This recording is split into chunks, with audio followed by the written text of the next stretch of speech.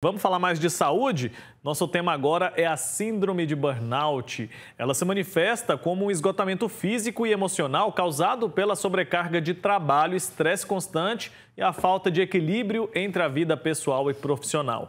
Segundo a Associação Nacional de Medicina do Trabalho, aproximadamente 30% dos trabalhadores brasileiros sofrem com a síndrome. O Brasil é o segundo país com mais diagnósticos no mundo.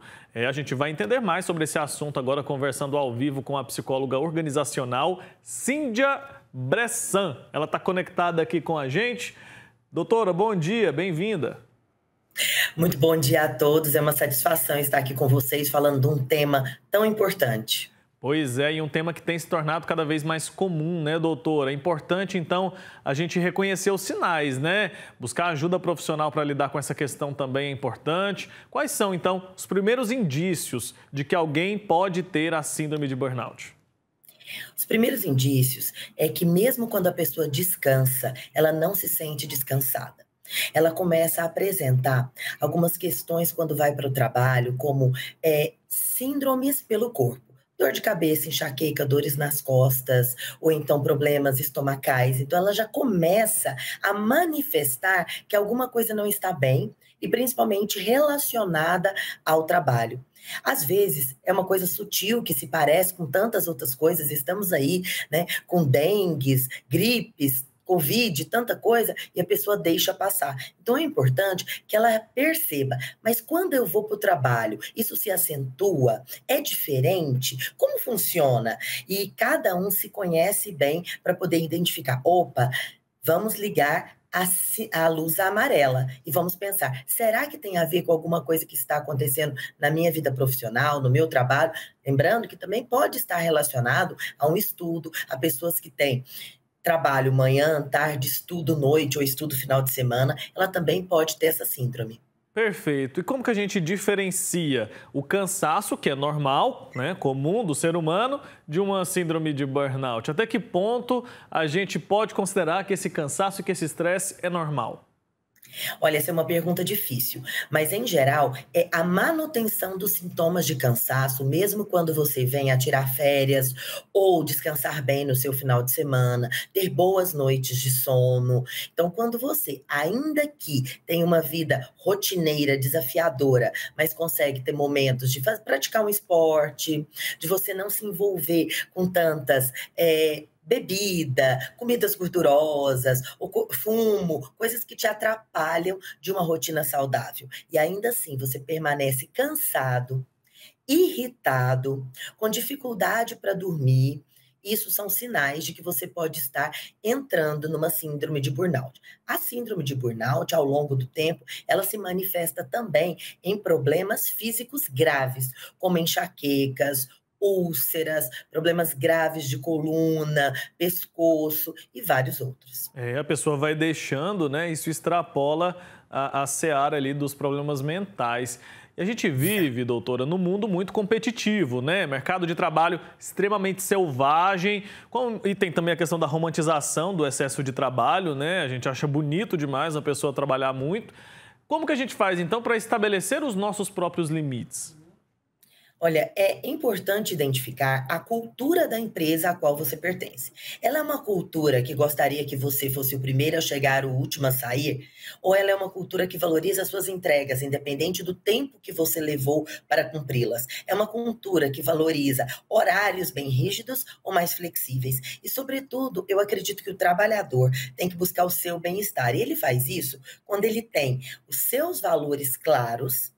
E ele procura uma cultura organizacional que respeita e valoriza o que ele valoriza. E assim ele não se força a ficar numa cultura aonde o trabalho ou o super trabalho, ser workaholic, né, como falam, é muito valorizado quando ele não pensa dessa forma ou não gostaria. Porque tem as pessoas também que gostariam de trabalhar dessa forma. E está tudo bem. É preciso ter um equilíbrio entre o que a empresa pede nesse mercado tão competitivo e o que eu estou disposto a oferecer.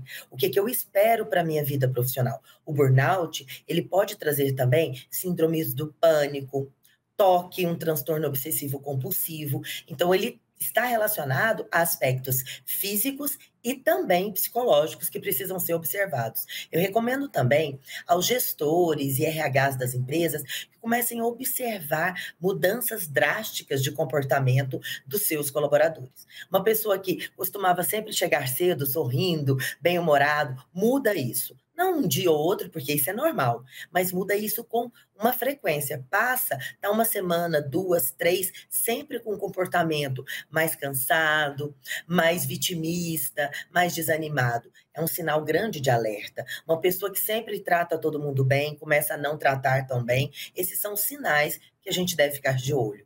Mudança de comportamento, então, anote aí, viu? Se você percebe isso em você, ou num colega, ou num funcionário seu, é importante abrir o olho.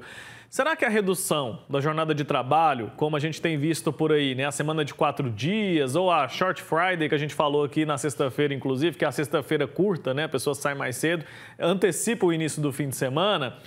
Isso pode ou não reduzir a quantidade de casos de burnout? Isso pode, de alguma forma, melhorar esse problema aqui no nosso país? Ou, na sua perspectiva, isso não é suficiente?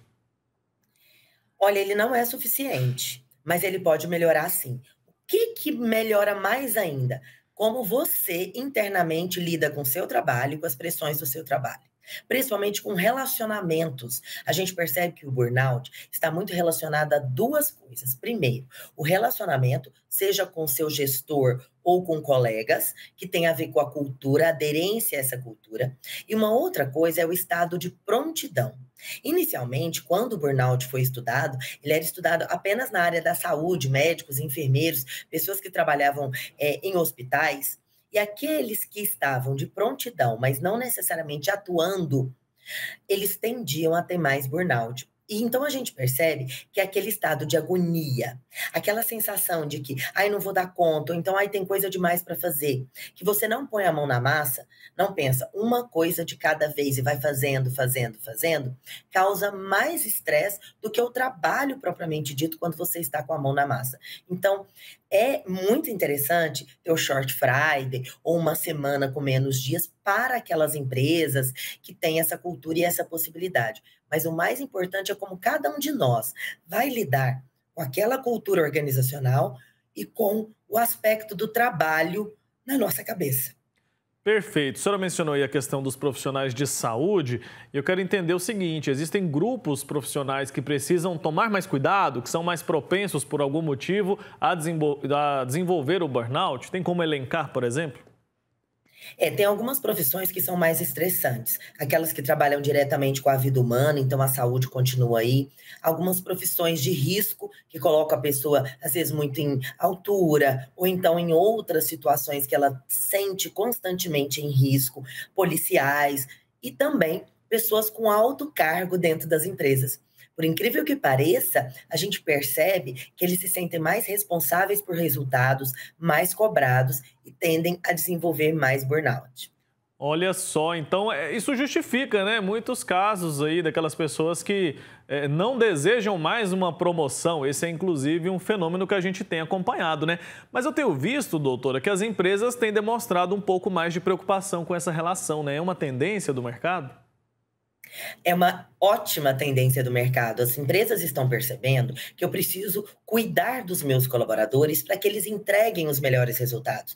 E o cuidar, ele passa por toda uma questão pessoal e profissional. Então, muitas empresas, especialmente depois da pandemia, e o quanto as pessoas ficaram vulneráveis após a pandemia, já estão investindo em serviços de saúde psicológica, já estão investindo em observar mais os seus colaboradores, propor atividades como Spa Day ou outras coisas que possam relaxar e trazer mais tranquilidade para o dia a dia de trabalho, e assim a pessoa entrega melhor as suas competências e fica um resultado ganha-ganha. A empresa bate suas metas e alcança seus resultados, mas o trabalhador também faz isso com satisfação, com realização, com bem-estar e plenitude. É o casamento perfeito e anti-burnout.